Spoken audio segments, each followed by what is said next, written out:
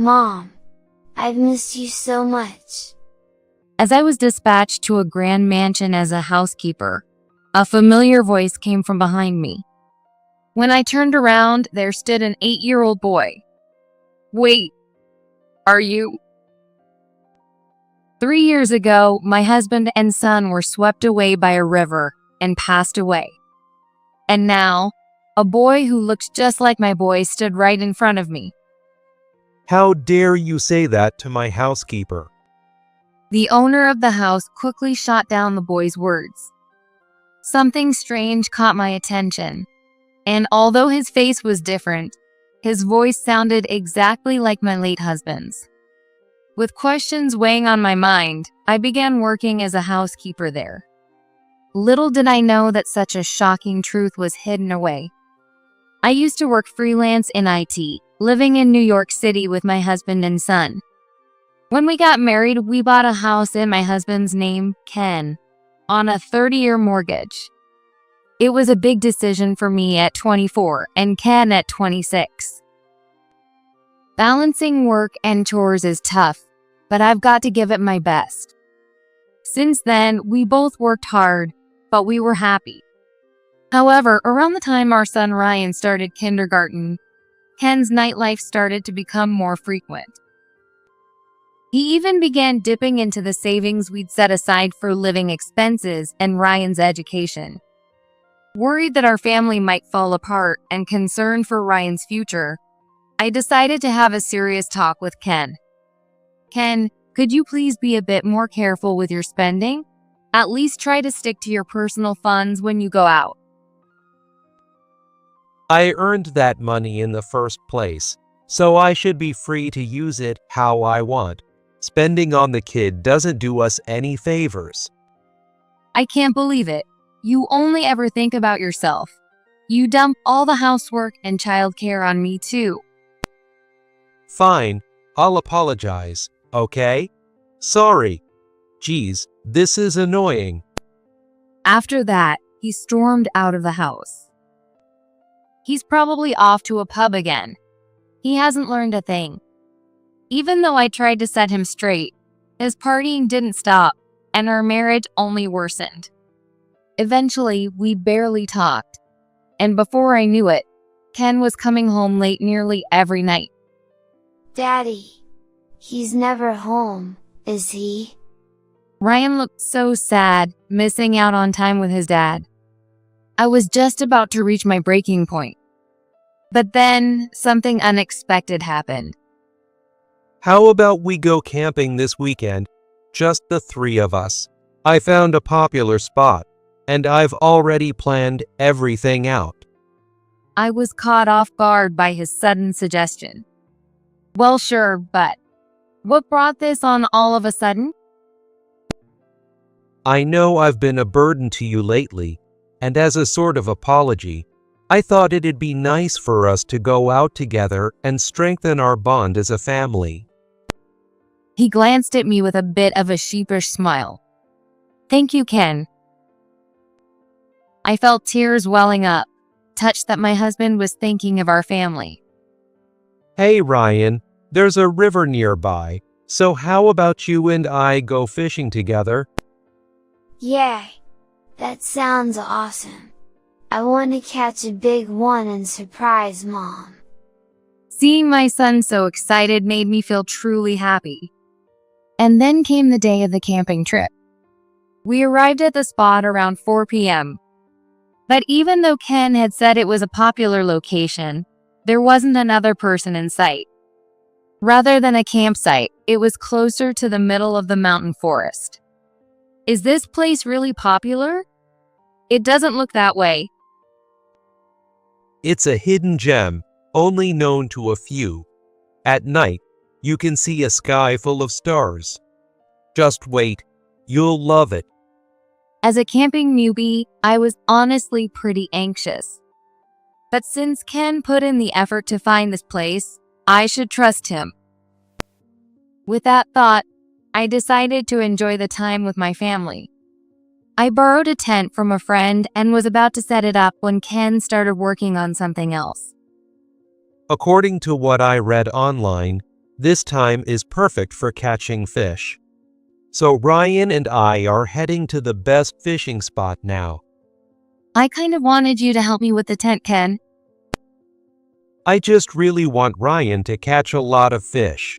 You don't mind, right? When I glanced at Ryan, he was already practicing casting his rod with enthusiasm. Seeing how excited he was about his first fishing experience, I wanted him to have a great memory. If that's the case, go ahead. I'll handle the tent and get dinner ready. Thanks. We should be back in about an hour, so don't worry. Got it. But the river can be dangerous, so please don't take your eyes off Ryan, okay? No problem. You can count on me. With that, I waved goodbye as my husband and son headed upstream. All right, let's do this.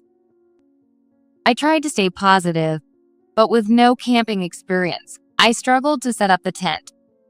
After that, without a break, I started preparing Ryan's favorite barbecue. Gosh, it's already so late. The clock showed 7 p.m., and it was pitch dark around me. That was when I first realized that Ken and Ryan were taking longer than expected to return. I tried to call them, but my phone had no signal. With a lantern in hand, I went upstream to search for them. But they were nowhere to be found, and only their fishing gear lay abandoned near the river. Could something have happened? However, this wasn't a managed campsite, and my husband had the car keys with him. I walked desperately until I found a spot with cell reception and called for help. 2 hours later. No, this can't be happening. All that was found downstream were the shoes my husband and son had been wearing. According to the locals, the river's current was swift that day, and they believed there was little hope. And 3 days after they went missing, the search was called off. Ken, Ryan, why? I was devastated, drowning in grief. Memories of when I first met my husband, the joy we shared when we found out I was pregnant, and the first time Ryan said, "Mom." The moments we lived together as a family played like a montage in my mind, squeezing my heart. But life went on, harsh and unyielding. What? $50,000? Without my knowledge, Ken had racked up a huge debt. There was no way I could pay it off with just my salary, and I felt a chill run through my body as I held the demand notice in my hands. If I renounced my inheritance, the debt would disappear, but that would mean giving up the house filled with our family memories since it was in Ken's name. I absolutely can't do that. I'll find a way to keep our home. So I took on additional work as a housekeeper, along with my freelance job. While I registered under my real name with the agency, I was allowed to use the alias Mia Turner when working with clients. If I were called by my first name, Samantha, it would remind me of how Ken used to call me, and I feared it would make me too emotional to focus on my job. Back then, I was that fragile and hurt. So I decided that if I was going to change my first name, I might as well use a completely different last name too. Looking back, I think I made quite a request of the agency. But my supervisor didn't even flinch, and she just gave me a gentle smile. That's okay. If you ever need to talk, just let us know. If he had been dismissive back then, I don't know where I'd be today. Because of his kindness, I worked hard to show my appreciation. And as luck would have it, I landed a major contract in my IT work, allowing me to pay off the entire debt within about 2 years. With a growing interest in housekeeping, I continued balancing both jobs. 3 years after losing my husband and son in the river accident on a particular day, I was sent to a grand estate by my agency. The client is Ted Anderson. There's also an 8-year-old boy named Ben. If Ryan were alive, they'd be the same age. The lady of the house had passed away a month before I was assigned due to a chronic illness.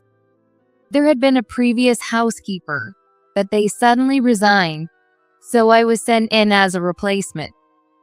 Nice to meet you. I'm Mia Turner, and I'll be helping out starting today. Thank you, and welcome. Well, yes.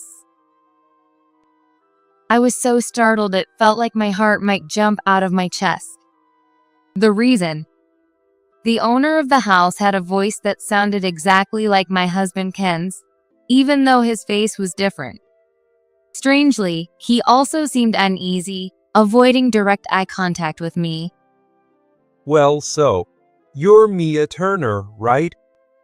He double-checked my profile and looked somewhat relieved. Is there something that's bothering you? Oh no, it's nothing.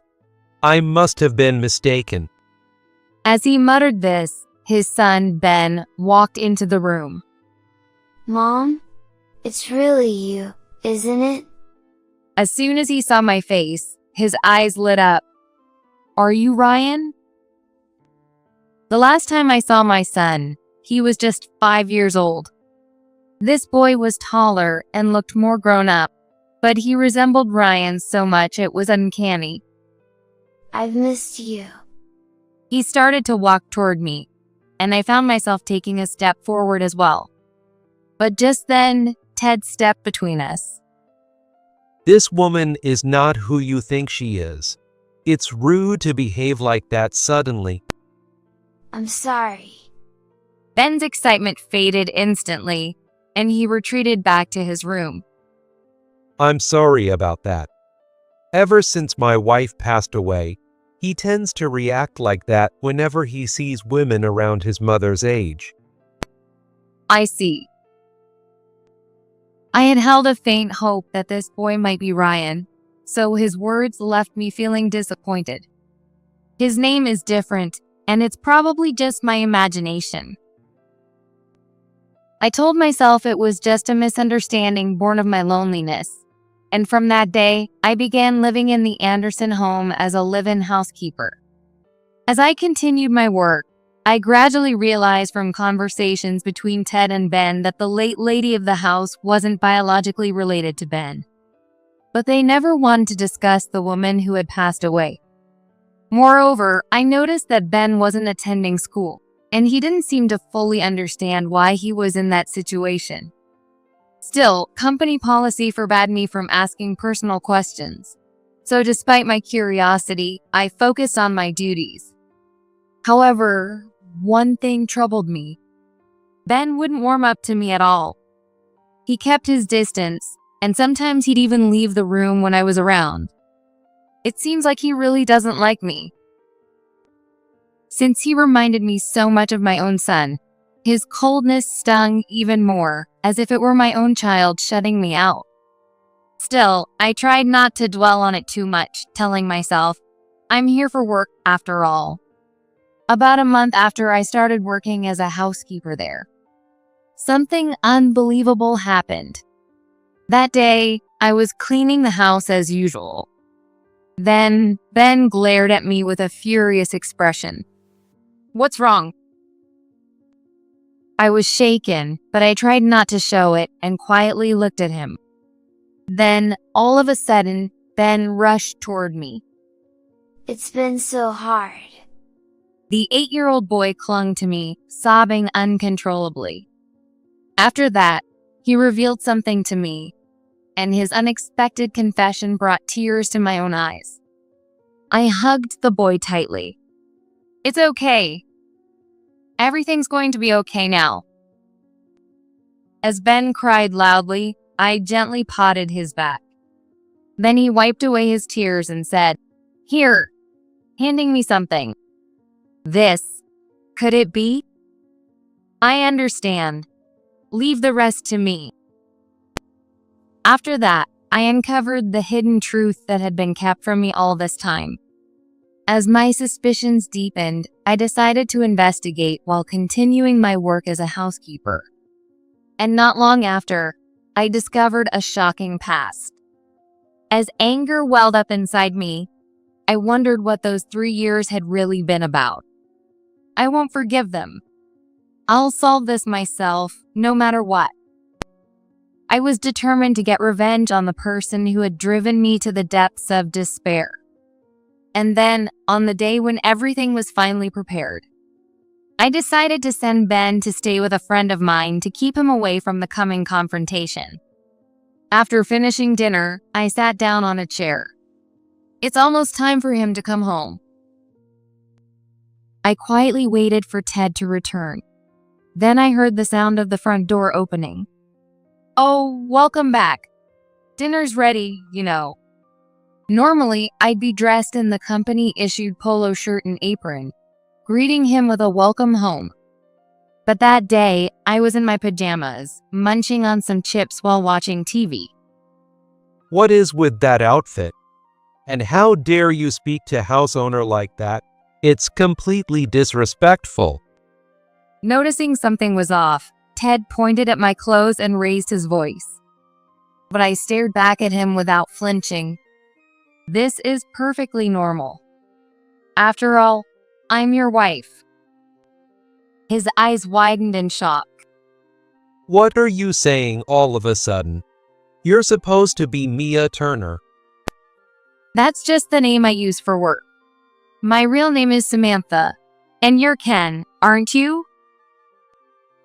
No, I'm Ted Anderson. Don't bother playing dumb. I know everything now. I threw down his passport, health insurance card, and the medical records from when he had plastic surgery. The fact that you kept these hidden proves that you're my husband. You see, on the day I hugged the boy, I had been cleaning while humming a song I made up. I never thought that would lead to this. Singing my own songs while doing chores was a habit from when the three of us lived together. I always sang the same silly song, and eventually my son picked it up and would say, "I love Mom's funny song." That's how Ben recognized me as his mother, because he heard me humming a familiar tune that day. How did you find the passport and the medical records? They were hidden in the back of the storage room. Ryan told me where to look.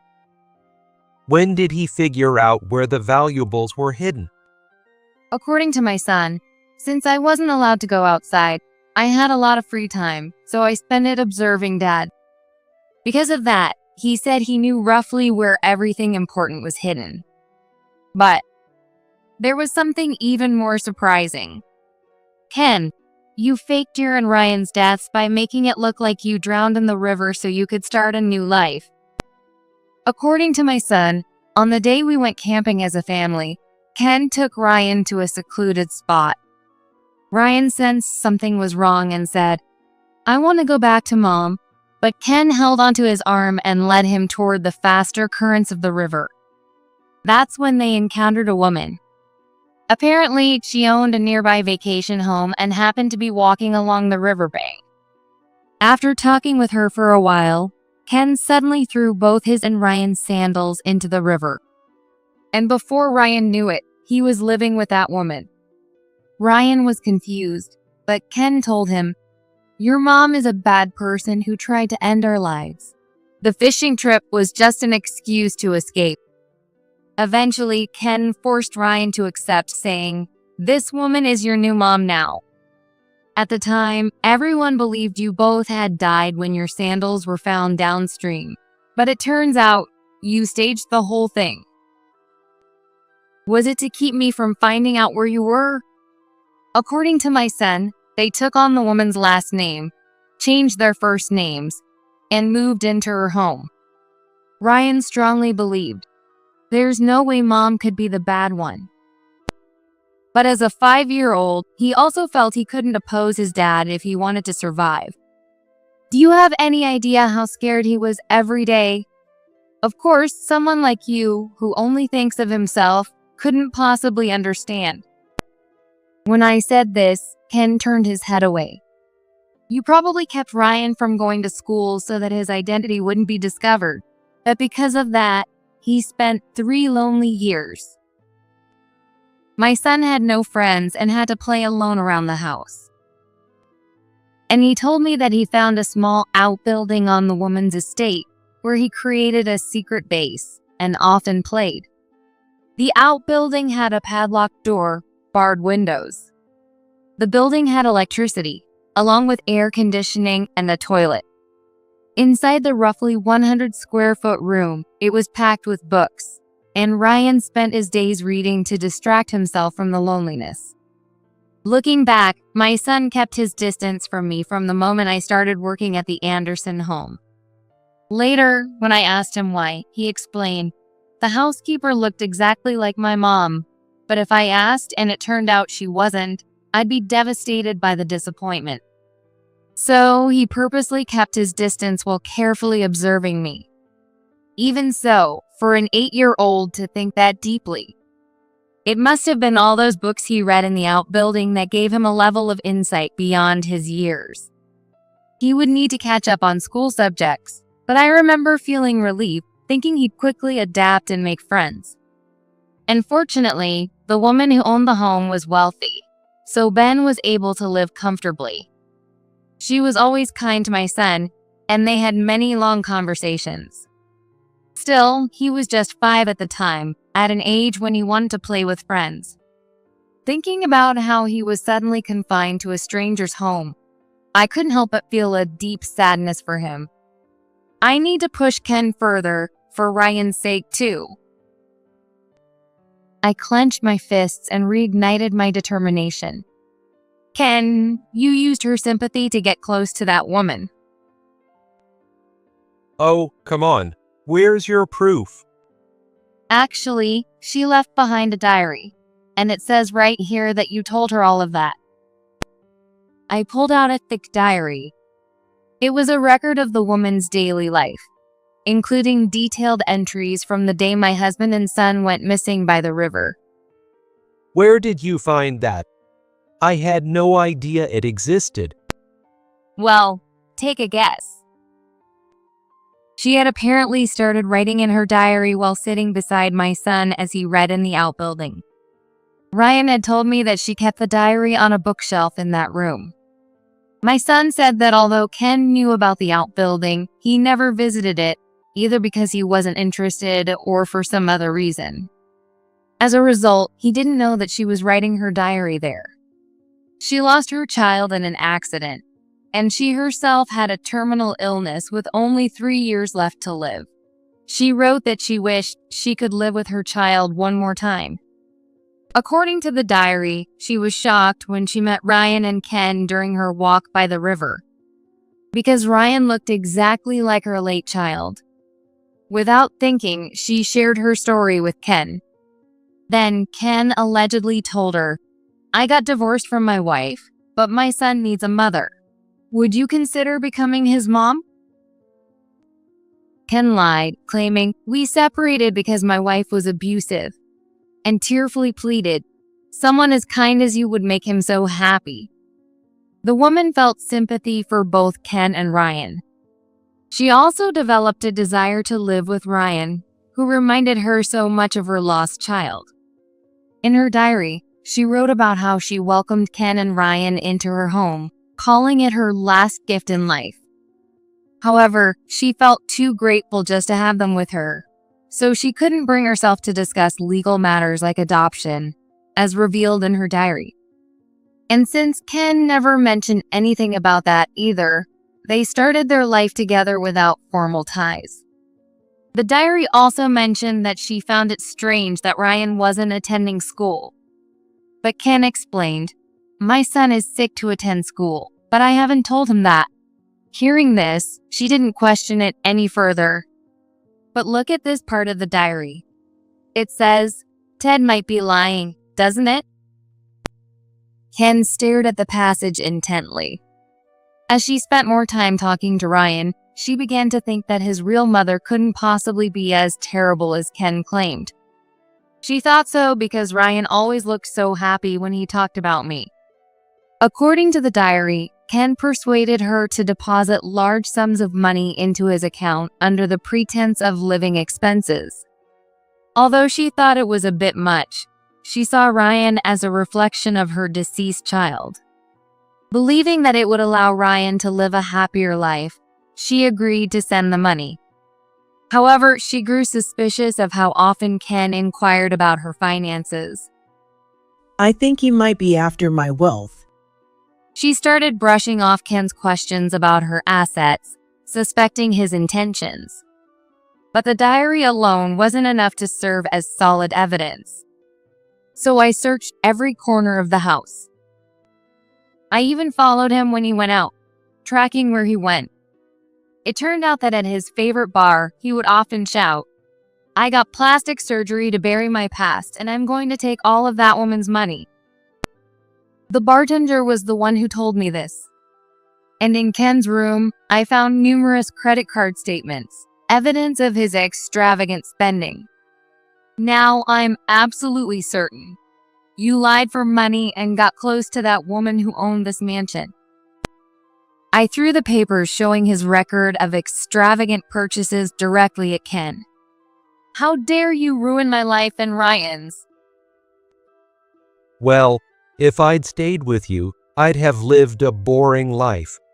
I always wanted to escape that poor, miserable life. What was the whole camping trip about then? Let's bond as a family. What a joke. I cried out in frustration, but Ken just snorted and gave me a smug smile. Didn't you get it? That was all just to wipe out my debt in one go. What do you mean by that? Explain yourself properly.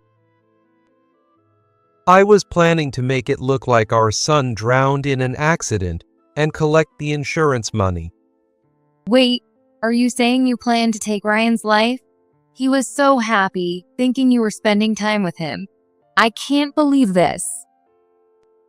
I was furious at how heartlessly he had trampled on our son's feelings. But Ken suddenly started grinning slyly. Well, I guess there really is a God, huh? Letting me meet that rich woman. On the way to the campsite, Ken had noticed a large, impressive mansion. Later, when he took Ryan upstream, he met a well-dressed woman who looked wealthy, and he quickly realized she was the owner of the grand house. So, on the spot, Ken decided to exploit the fact that Ryan resembled her late child. He shifted his plan to latch onto the woman and take advantage of her wealth. If you wanted that glamorous life with her so badly, you should have just left me. Don't be stupid. If I divorced you, you might have gotten custody. And without Ryan, she would have never let me into her house. Did you fake the drowning to cut ties with me without going through a divorce? Of course. Why else would I do it? Do you have any idea how much pain I went through after suddenly losing my family? I don't care about your feelings, Samantha. He said this without a hint of remorse, and on top of that, he seemed only concerned about money, muttering, "If things keep going like this, her estate will end up going to the state. What am I supposed to do?" I was stunned by his callousness, but pulled out an envelope. This is her handwritten will, and it includes her wishes regarding her estate. Let me see that. Wait, what? It says all her assets go to Ben. And where did you even find this document?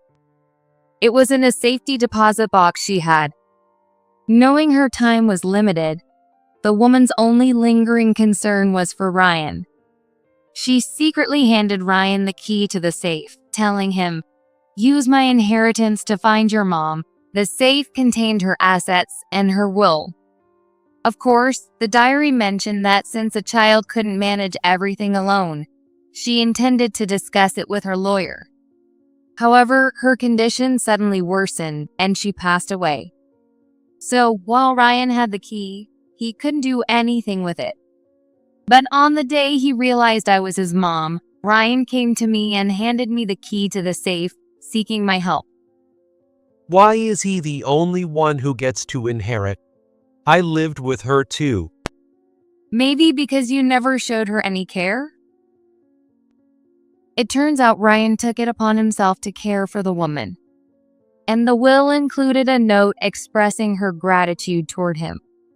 In contrast, my husband neglected Ryan, never worked, and spent his time playing around, which greatly displeased the woman.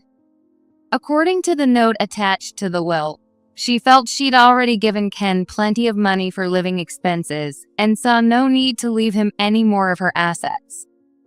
By the way, you're hiding something, aren't you? What are you talking about? Ken laughed nervously, as if he had something to hide. But when I pulled out a certain document, his face went pale. This is an analysis of the pills you claimed were supplements to improve her health that you made her take. It turns out that after she started taking them, her symptoms worsened significantly. At first, the woman took the pills as Ken recommended. But eventually, she began to feel extreme fatigue and pretended to take the pills while secretly keeping them in a drawer in the outbuilding to analyze later.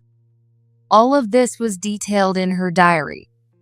However, the pills remained where she had hidden them, and the diary didn't include any information about what she discovered.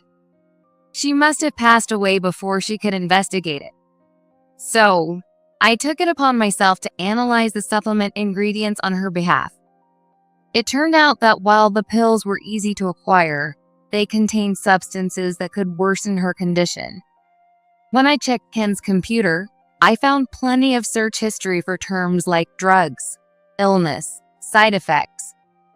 I handed Ken the search history and an order form for the same kind of pills that the woman had been taking. The purchase details were attached to an email sent to him. Well, looks like I'm busted. You figured everything out, huh? This proves that you deliberately shortened her life. It's not too late. Turn yourself in. Hey, don't get so worked up. Just hear me out. Strangely, Ken seemed unusually calm.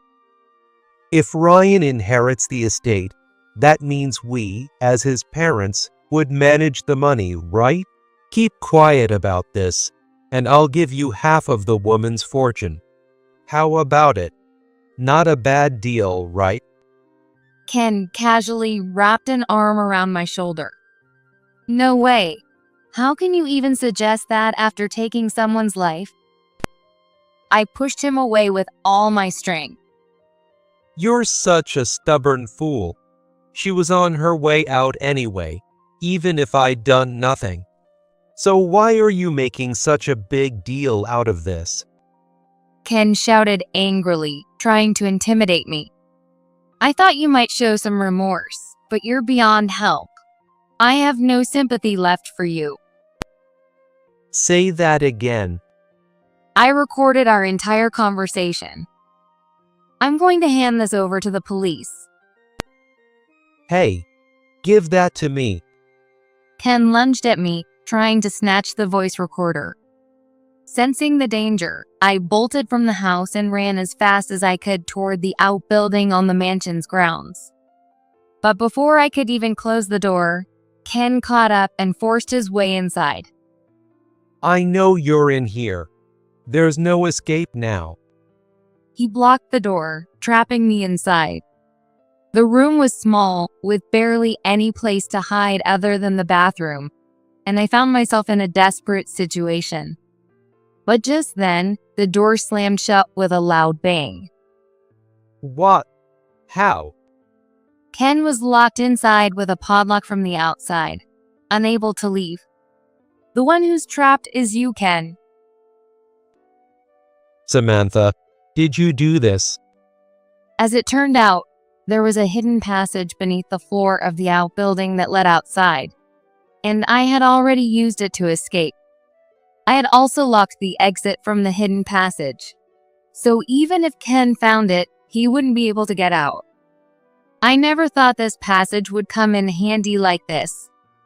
Ryan had shown me the underground tunnel when he used the outbuilding as his secret base. Damn it, you tricked me. Let me out of here, you bitch. Ken's enraged face appeared through the small barred window.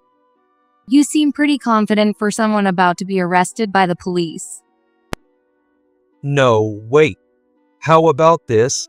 I'll give you 3/4. No, all of the money. Just don't turn me in, okay? Realizing the seriousness of his situation, Ken suddenly switched to a pleading tone. I refuse it. Why should I help the man who abandoned me? I'll apologize for that. Please, just let this slide. Otherwise, my life is over. Ken broke down, sobbing and sniffling. You're acting like the victim here, but you're not. With modern medicine, that woman could have lived a little longer. But I don't want to end up behind bars. I'm really sorry. Enough. Ryan was left all alone for 3 years because of you. Surrey just isn't going to cut it anymore. I couldn't stand his selfishness any longer, and I shouted from the depths of my anger. And I've been fighting through the grief of losing my family too. You need to truly reflect on what you've done. This isn't how it was supposed to go. Damn it. I think he collapsed on the spot, because I could no longer see him through the window. After that, I called the police. Ken was dragged out of the outbuilding and taken away. Later, he was questioned by the authorities, and he admitted to everything I had uncovered, including the matter of the pills he had given the woman. Though the trial is still pending, it's unlikely he'll be released anytime soon. I filed for divorce and demanded $30,000 in compensation and $60,000 in child support for Ryan. The total amount was immediately paid out of his savings, leaving Ken's account empty. Since he had quit his job, he would likely face a harsh life even if he got out. Out of respect for the woman's wishes, Ryan inherited her estate. But aside from purchasing a small altar to honor her memory, he donated the entire amount to a children's home. After that, Ryan and I moved to a new place.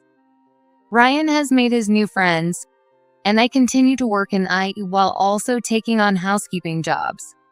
Together, my son and I are committed to building a brighter future.